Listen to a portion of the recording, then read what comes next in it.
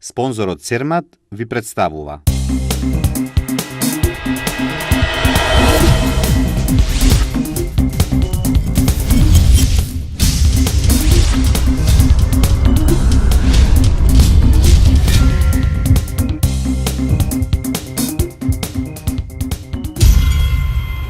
Изложба Фотофест Битола 2014. Изложба на Снежана Алтипармак во Битола. Стиховно војување снимаат нов спот. И генералниот директор на Агенцијата за електронски комуникации го прифати ледениот предизвик. Фотокиноклубот Битола ќе ја презентира меѓународната изложба на уметничка фотографија Фотофест Битола 2014, која ќе биде денес од 20 часот во Завод и музеј. Ова е всушност една меѓународна изложба на уметничка фотографија од највисок светски ранг. Прва единствена фотографска манифестација од ваков вид во нашиот град, со тенденција нормално година да прерасне во повеќе дневен фестивал на фотографијата. На отворениот меѓународен конкурс кој траеше 3 месеци, пристигнаа вкупно 5050 фотографии од 401 автор од 54 земји од целиот свет. Најпрво јас ќе кажам за како се роди таа цела соработка со Фотокиноклуб Битола. Голем дел од организаторите на изложбата и самиот претседател често тука доаѓаат во утринските часови на една утринска доза кафе, но покрај тоа и ни самиот Битфест тие будно го следеа секој настан, а и ние бевме некој дел од Битфест и следевме повеќето настани. И така почна на соработка. На конкурсот на меѓународната изложба пристигнаа вкупно 5050 фотографии од 401 автор од 54 земји од целиот свет, со што стручното жири имаше тешка задача да избере и награди 83 фотографии со медали, дипломи и специјални признанија. Фотокиноклубот Битола е основан на 1 март 2012 година од група на фотоаматери, ентузијасти и професионални фотографи и представува отворен клуб за сите љубители на фотографијата и филмот, се стреми за нивно техничко усовршување, следење на современите трендови и подигање на нивото на визуелната култура и уметност. Нивната цел е негување на фотографијата преку еден сериозен и активен пристап со обука и надградба на членовите, развивање на сенсот за убавото и давање шанса на секој млад човек својот талент да го доразвие и подигне на повисоко ниво во фотографијата како уметничка дисциплина и форма на изразување. Центарот за современи уметности од Скопје во Битола ја презентираше изложбата на Снежана Алтипармак «Фаќалки за ветер во магла». Делото на Снежана е адаптирано во затворениот простор на монтажната галерија на Центарот за современи уметности од Скопје, а која сега е поставена кај офицерскиот дом во Битола и представува резултат на нејзиниот повеќе годишен интерес за кинетизмот преку инсталации кои се засноваат на движечки елементи. Истовремено, тоа е завршна фаза од нејзиното истражување за постдипломските студии на Факултетот за ликовни уметности во Скопје, магистерски проект. Става збор за изложба која беше поставена во Скопје, мој магистерски проект, скорошно одбранет во јуни и се вика «Фаќалки за ветер во магла». Тоа се 2 кинетички инсталации и звук.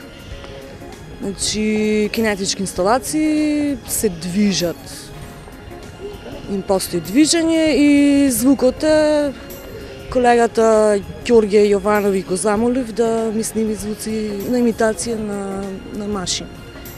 Делото се карактеризира со фокусирање на визуелната хипнотичност преку контролираните однапред зададени движења на малите кубуси, кои се централен елемент што ја дефинира апсурдноста во повторувањето, едноставните но совршено диригирани, синхронизирани и координирани движења на малите метални кубуси истовремено можат да бидат видени како визуализација на унифицираноста која општеството ја наметнува врз поединецот, како и односот на човекот и машините во се поизразениот механизиран свет во кој меѓучовечките односи се предмет на сериозна инструментализација, ќе додаде авторката. Инсталацијата Фаќалки на некој начин представува и продолжување на тенденцијата започната преку инсталацијата Пади подем од 2010 година и изложена во Музеот на град Скопје, во која на сличен начин се третираат конфигурации од чисти форми, рефлектирачки површини, елементи, придвижени од електромотор, правилни ритмови, но и звук кој проблематизира целата слика.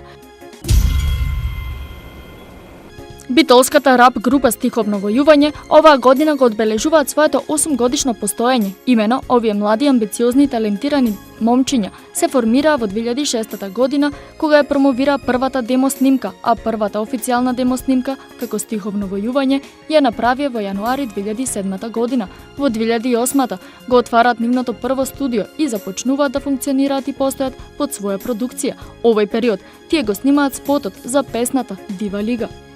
Сега во изработка е новиот спот за песната насловена со името Диета. Сега ќе предизвика може малце контроверзии, такви работи, ама ќе се потрудиме да ја представиме позитивната страна од песната. Значи, околу текстот на песната се погриживме ние, Стиховно војување, продукција исто така Стиховно војување, заедно со Филип Тодоровски и Дејан Трајчевски, а за видеото нормално се погрижија како и секој пат Гнасни деца продукција. Самиот спот се снимаше во автосервисот во Битола Опел. Значи изразуваме посебна благодарност до луѓето кои ни остапија локацијата, значи до газдите и вработените на самиот објект. Ни го стапија објектот цел ден, значи да работиме во него, да си дозволиме секаква слобода.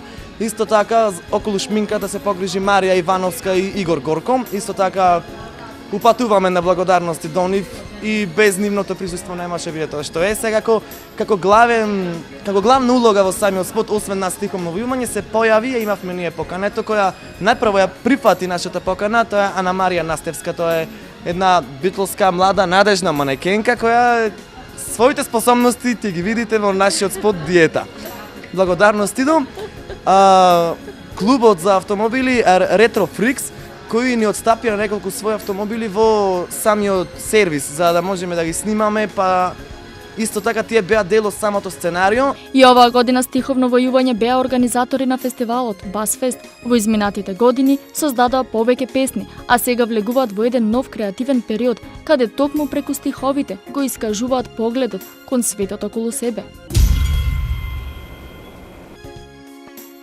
Предизвикот Ice Bucket го освои светот, помагајќи хуманитарната акција за подигање на свеста за амиотрофичната латерална склероза и собирање на средства за истражување поврзани со болеста, и илјадници луѓе се полеваа со ладна вода.